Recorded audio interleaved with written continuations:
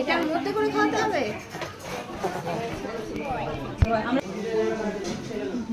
নিচে বসে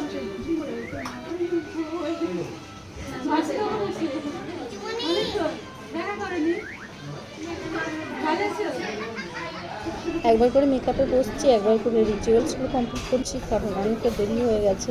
পুরোহিত আমাকে দুধ, কলা, গঙ্গার জল, ঘি, মধু মিশিয়ে ঠাকুরের কাছে নিবেদন করে 5 জন মিলে এটা আমাকে খাওয়াবে।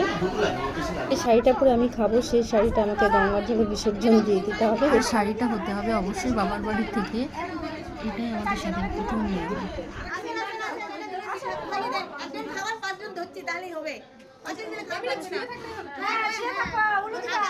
আমি